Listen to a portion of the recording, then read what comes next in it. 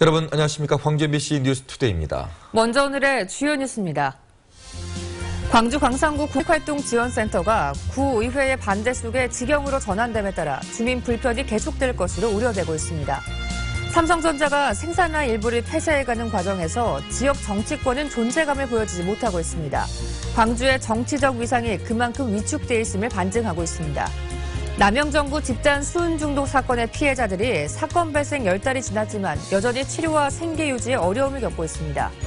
최근에 폭설과 한파로 장바구니 물가가 치솟은 가운데 따뜻해진 날씨와 비도 겨울 농사 작황을 더 좋지 않게 만들고 있습니다. 광주 광산구와 의회 사이의 갈등을 불러왔던 광산구 공익활동지원센터가 구청 직영체제로 전환됩니다. 구의회가 민간 위탁 동의를 거절하자 광산구가 직접 운영하겠다고 나선 것인데 당초 취지가 퇴색될 거라는 비판이 일고 있습니다. 송정근 기자입니다. 지난해 예산 삭감 문제로 의회와 갈등을 빚었던 광산구 공익활동지원센터. 올해 3월 말까지 마을두레라는 민간기관이 이 센터를 위탁 운영하기로 돼 있었습니다. 하지만 지난해 10월 마을두레는 의회의 거듭된 예산 삭감으로 센터의 정상 운영이 어렵다며 광산구에 위수탁 협약 해지 요청 공문을 보냈습니다. 왜냐면 돈도 없고 이렇게 발목 잡기를 한다면 수탁 기관으로서 책임 있게 일하기 어렵다라고 하는 게 이제 모법이네. 공익활동지원센터를 새로운 운영기관에 맡기려면 의회의 동의가 필요한 상황. 광산구 의회는 지난해 말에 이어 최근에 또다시 동의안을 보류시켰습니다. 다양한 업무를 추진하고 행위를 했던 거에 대해서 굉장히 인정을 해요, 다들. 네, 또 그러나 이제 꼭 위탁으로 해야만 그게 가능했던가, 꼭 그것만은 아니다는 거죠. 결국 광산구는 민간위탁 동의안 철회를 의회에 요청했습니다. 동의안 처리가 늦어질수록 사업 공백이 생기는 만큼 차라리 직영으로 전환하겠다는 겁니다. 하지만 민간 주도로 운영하겠다는 당초 취지에서 어긋나게 되고 관주도로 운영되다 보면 주민 불편이 뒤따를 수밖에 없습니다. 직접 운영을 만약에 행정이 한다 그러면 사실상 행정이 한 조직의 일부가 되기 때문에 이건 주민들이 활용하고 하는데 조금 지금보다는 더 불편하고. 지난해 광산구 공익활동지원센터를 이용한 광산구 주민은 모두 2만 7천여 명. 예산 삭감 갈등에 이어 위수탁 문제로 또다시 혼선을 빚으면서 주민들의 불편은 계속될 것으로 보입니다. MBC 뉴스 송정근입니다. 냉장고와 세탁기 라인 일부를 해외로 이전하면서도 대체 투자에 대해선 묵묵부답인 삼성전자. 기업 입장에서 인건비가 싼 곳으로 옮기는 게 어쩔 수는 없다지만 그 속에는 존재감이나 영향력이 갈수록 악화되고 있는 지역 정치권의 현실도 반영이 돼서 허탈감을 주고 있습니다. 한신구 기자입니다. 지난 1989년 말 광주에 둥지를 튼 삼성전자. 지역 감정의 벽이 한창이던 때 지역에 아무 연고도 없는 기업이 광주에 공장을 세운 배경은 뭘까? 김대중과 평민당으로 대변되는 차기 정권의 유력 주자와 그 텃밭에 대한 보험 성격이었다는 게 대체적인 정설입니다. 미래 정권의 기대감, 국민당에 대한 당의 힘, 이런 것에 대해서 의식을 해서 호남에 투자를. 특히 지금의 핵심 라인인 냉장고와 세탁기 등 가전 라인 이전이 확정된 지난 1994년 사정도 별반 다르지 않았습니다. 당시 김영삼 정부는 부산에 삼성의 자동차 시장 진출을 강력히 원했는데 이를 막지 않는다는 반대급부로 광주에 가전 라인을 유치할 수 있었다는 겁니다. 일반한파는 나한테 이제 광주에다 그만큼 투자를 해주마. 그러면서 모든 전자를 광주에다가 다 직결시켜주마. 그럴 때 미래 권력이나 강력한 정치력을 가진 대한 세력의 존재가 지역 발전에 얼마나 크고 중요한 역할을 하는지 반증하는 사례입니다. 그렇지만 최근 삼성전자는 청소기와 세탁기, 냉장고 라인까지 줄줄이 외국으로 이전해가면서도 모르쇠로 일관하거나 대체 투자에는 아예 손을 놓고 있습니다. 눈치도 보지 않을 만큼 광주의 정치적 위상과 역할이 줄었다는 반증인 셈입니다. 그런데도 지역 정치권은 뒷북만 치고 대책 없이 변죽만 울리는 데 그치고 있습니다. 지역 정치인들이 너무나 자신들의 정치에만 몰두한 하나의 부산물이라고 보여집니다. 강력한 정치력을 발휘할 수 있는 지역의 어떤 대안 세력을 만드는 게 시급한 과제라고 생각이 됩니다. 미래를 담보할 유망한 지역 정치인과 대안 세력의 부재, 가전 라인 이전으로 지역 경제 타격이 우려되는 지금의 아쉽고 뼈아픈 광주의 모습입니다. MBC 뉴스 한신구입니다. 삼성전자 광주 사업장의 생산 라인 해외 이전과 관련해서 가칭 국민회의 창당추진위원회가 성명을 내고 광주 정치권과 국회의원들의 초당적인 대응을 촉구했습니다. 국민회의는 성명에서 삼성전자 광주 공장의 생산량 감소로 고용 감축과 협력업체 피해가 우려된다며 삼성 측이 현실적인 대안을 제시하도록 정치권이 초당적으로 협력 체계를 구축해 광주시와 공동 대응해야 한다고 제안했습니다. 정부가 발표한 양대 지침을 놓고 지역 노동계의 반발이 이어지고 있습니다. 경영계는 좋은 일자리가 더 생길 것이라며 반기고 있는데 양대 지침이 지역에는 어떤 영향을 미칠 것인지 김철원 기자가 보도합니다. 한국노총은 노사정 대타협 합의를 파기했고 민주노총은 총파업까지 선언했습니다. 한국의 양대 노동단체가 반발하고 있는 정부의 양대 지침, 과연 무엇일까요? 일반 해고와 취업 규칙을 말하는데 쉽게 말하면 해고 임금과 관련해 정부가 기준을 제시한 겁니다. 현재 근로기준법상 사용자는 정당한 이유 없이 해고하지 못한다고 돼 있는 것을 업무 성과가 현저하게 낮은 것으로 해고 기준을 제시했다는 겁니다. 또 임금 피크제처럼 근로자의 임금과 관련해 불이익이 있는 취업 규칙을 바꿀 때도 사회 통념상 합리성이 있다면 노조 등의 동의 없이도 취업 규칙을 바꿀 수 있도록 가이드라인을 제시했습니다.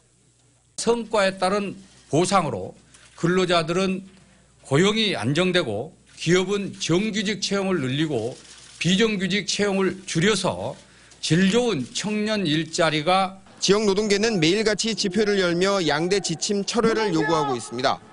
저성과자의 평가는 사측이 일방적으로 내릴 개연성이 크기 때문에 분규를 겪고 있는 지역의 각종 사업장에서 악용될 소지가 매우 크다는 주장입니다. 예, 마음대로 해고할 수 있고 임금을 마음대로 삭감할 수 있는 정책입니다. 기업에게는 아주 좋은 정책이요, 노동자들에게는 노예를 강요하는. 지역 경제계는 일단 환영한다는 입장입니다.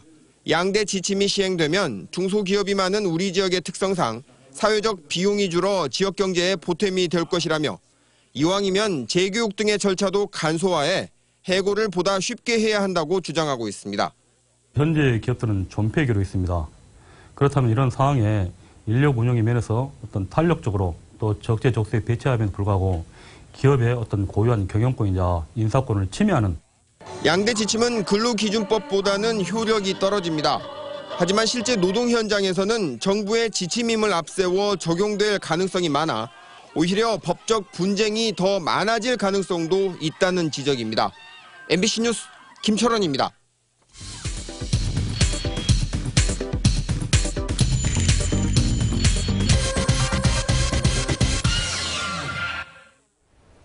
지난해 우리 지역을 떠들썩하게 했던 남영정구 집단 수은 중독 사건. 많이들 기억하고 계실 텐데요. 사건이 발생한 지 벌써 10달이 지났습니다. 피해자들의 치료와 생계 문제는 어떻게 됐을까요? 조금 긴 뉴스에서 밀착 취재했습니다. 일용직 근로자 김용욱 씨.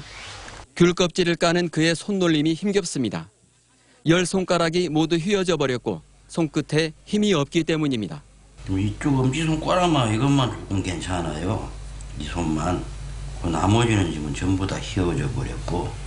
언제번에 그 병원을 가지고 이 발톱이 이상하게 나가지고 그래서 그 물어봤더니만 그 이제 저것 때문에 수은 때문에 그런다 그러더라고. 이제 자꾸 빠지니까. 그러면 손은 괜찮냐고 그러더라고. 손을 보자고 손을 이제 이렇게 보여드렸더니만 손이 원래 이러냐 그러더라고요. 아닌데 왜 그러냐 그랬더니만 이 끄트머리 휘운 거 안 보이냐고 그러더구만. 지금도 진행되고 있는 증상과 고통. 수은에 중독된 이후 온몸에 통증이 심해 약 없이는 한순간도 견딜 수 없습니다.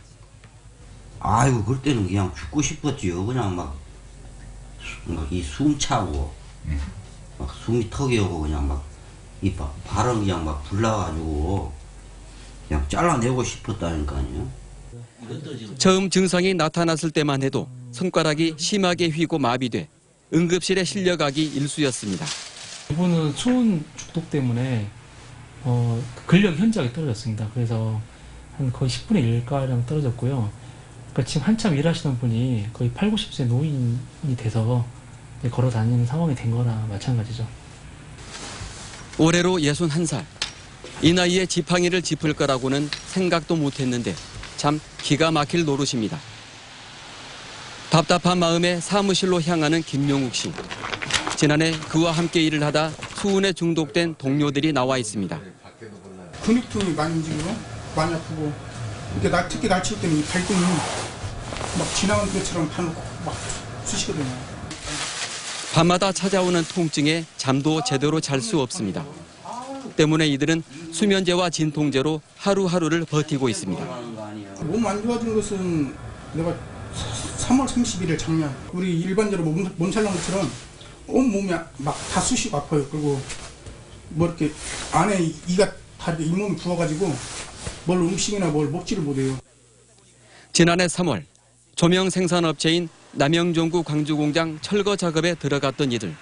이후 이들의 인생은 180도 달라졌습니다. 배관 라인 파이프를 자르니까는 거기서 막 물 쏟아지게 콕콕 쏟아졌거든요. 거기서 안에서. 막 신기하더라고. 그래가지고 이렇게 집어가지고 손에다 이렇게 이거 신기하네. 우선 관절 갈르면 딱 갈라지 또 하나 뭉치면 또 뭉쳐지고 와 이거 신기하다 그랬더니 그때는 나중에 알았는데 그게 수은이더라고요. 나는 그게 뭔가 했거든. 당시 공장 바닥에는 수은이 흥건히 고여 있었습니다. 때문에 이들은 맹독성 물질인 수은에 고스란히 노출될 수밖에 없었습니다. 남영정부 쪽에서는 일방적으로 그냥 수은에 대한 어떤 알림이나 경고, 뭐 이렇게 기존에 잔량이 남아있는 수은을 처리하지도 않은 상태에서 그냥 철거를 맡긴 것입니다. 그런 부분 때문에 근로자들이 이제 모르는 상태에서 가서 피해가 컸죠. 일을 시작한 지 며칠 되지 않아 이들에겐 이상 증상이 나타나기 시작했습니다. 작업하고 한 이틀 후부터요. 막 온몸에 발진 같은 게 나고 빨 올라오고 구토, 현기증 막 그랬거든요.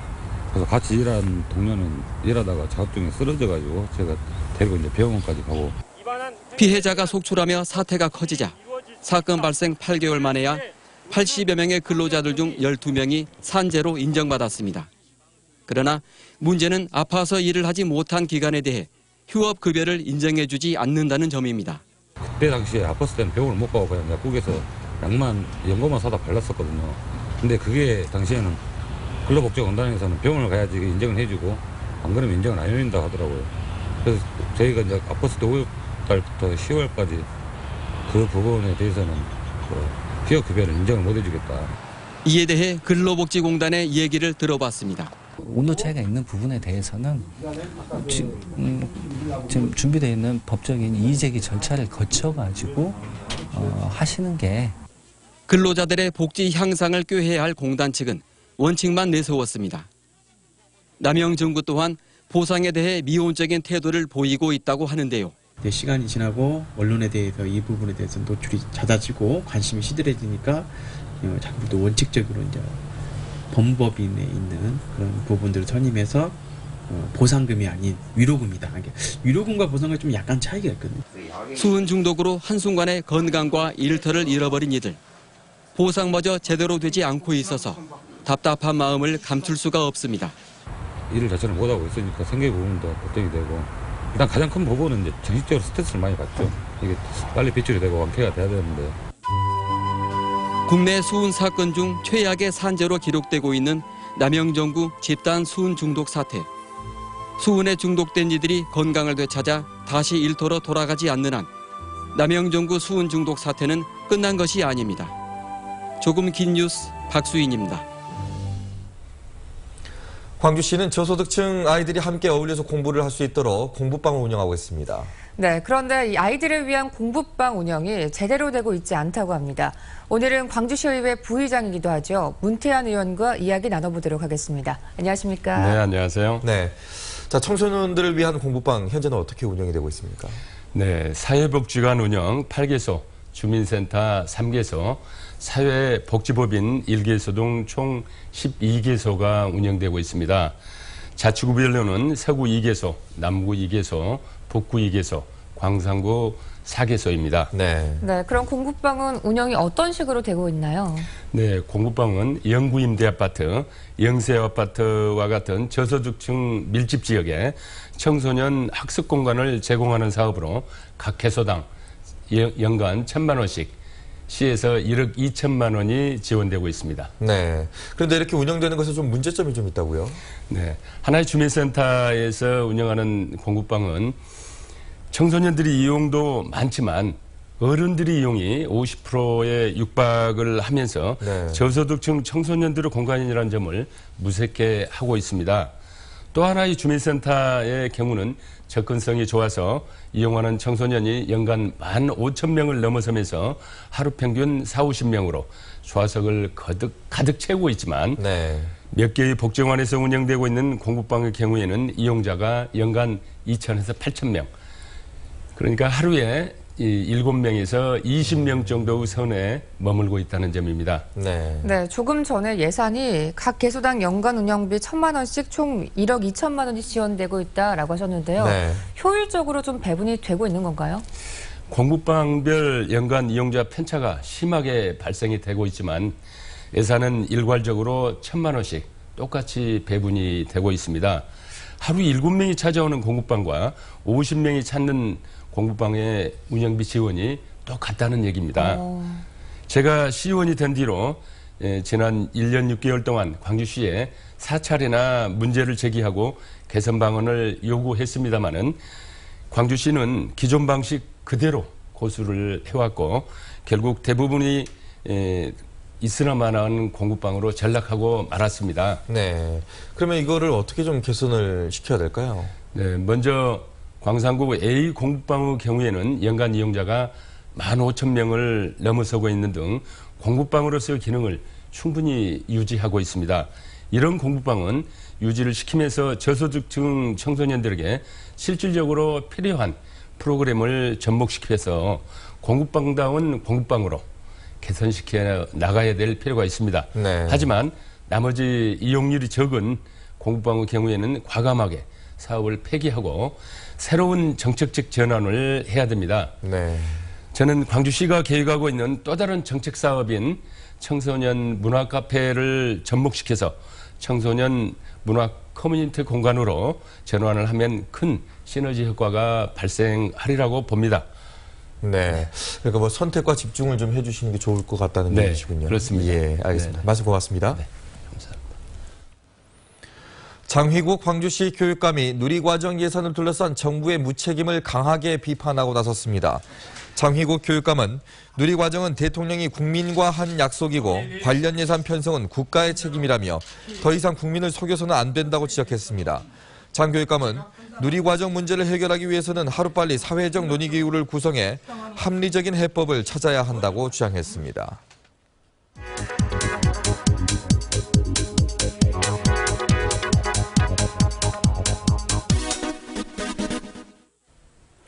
요즘 젊은 층을 3포 세대라고 부르죠.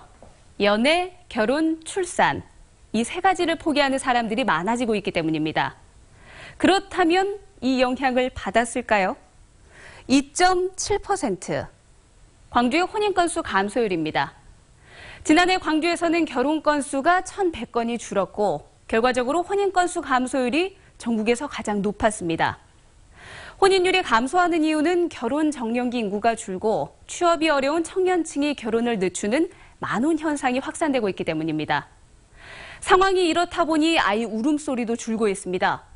작년 광주의 출생아 감소율도 1.7%로 전국에서 가장 높았습니다. 보시는 것처럼 지난 4년 동안 광주에서 태어난 아이의 수가 이렇게 줄고 있습니다.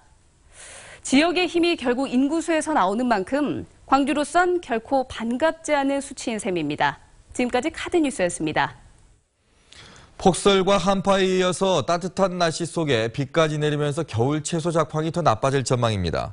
배추의 경우 급격한 기온 변화로 동해와 배추 밑동부터 썩는 무름병 피해가 커지고 있으며 양파와 마늘 등 다른 노지 채소도 병해가 확산되고 있습니다. 한편 겨울 배추 주산지인 해남에서는 배추 재배 면적의 15%가량인 379헥타르가 아직 수확되지 않은 상태입니다. 최근에 폭설과 강추위로 장바구니 물가가 치솟고 있습니다. 주부들은 설 명절을 앞두고 걱정이 앞서고 있습니다. 이미지 리포터입니다. 기록적인 한파가 장바구니까지 얼어붙게 만들었습니다. 당장 채소 가격이 급등했습니다. 1kg 소매 기준 배추 가격이 지난해 같은 기간보다 20% 이상 올랐습니다. 작년에 10,000원으로 5개를 살 수 있었던 배추가 올해는 4개밖에 살 수 없게 된 겁니다. 무의 평균 도매 가격은 일주일 전보다 5,000원가량 올랐고 대파와 쪽파 가격 역시 급등세를 보이고 있습니다.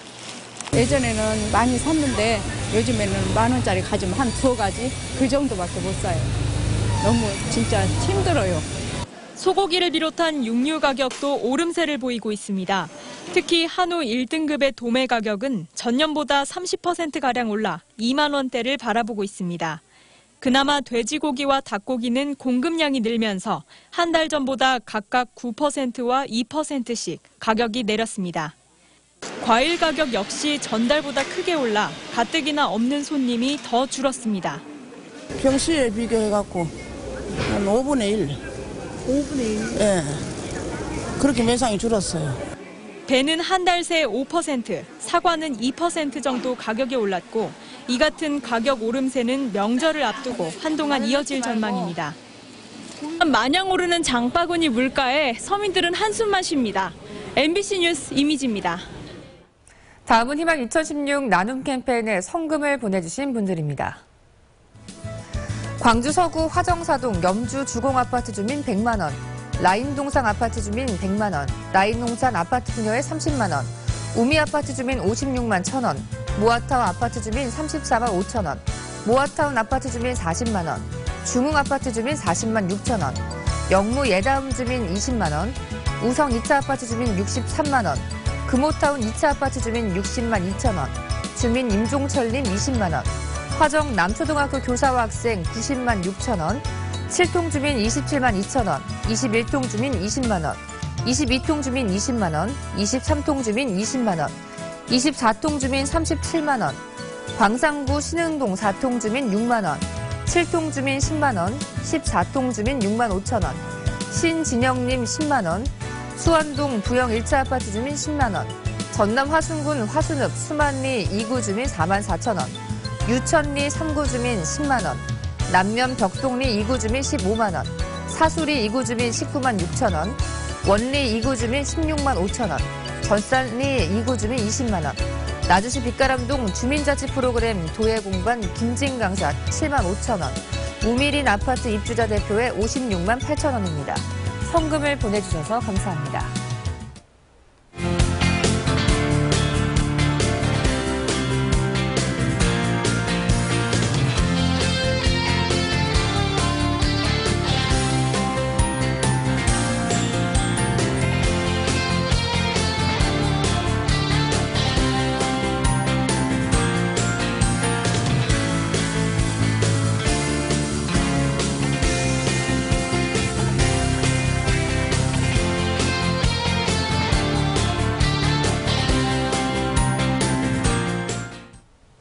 어제부터 겨울비가 이어지고 있습니다. 현재 충청과 남부, 강원 영서 지역을 중심으로 산발적으로 비가 내리고 있는데요. 앞으로 광주와 전남에는 5에서 20mm, 또 1에서 3cm의 눈이 오다가 내일 대부분 그칠 것으로 보입니다. 또 밤부터 비가 눈으로 바뀌어 내리는 곳도 있겠는데요. 기온이 낮은 산간이나 이면도로는 미끄러운 만큼 안전 운전하셔야겠습니다. 오늘 출근길 큰 추위 없습니다. 현재 광주가 3.1도로 포근하게 시작하고 있고요. 다른 지역의 기온 보면 담양 2.3도, 화순 1.8도를 가리키고 있습니다. 낮에는 어제만큼 오르겠는데요. 무안과 영암 4도, 장흥 5도, 그 밖에 다른 지역의 기온을 보면 곡성 구례 4도, 광양 여수 6도가 예상됩니다. 현재 남해상에 풍랑주의보가 내려진 가운데 낮부터는 강한 바람이 불어올 것으로 보입니다. 일요일부터는 광주의 아침 기온이 영하권으로 떨어지면서 다시 쌀쌀해질 것으로 전망됩니다. 날씨였습니다.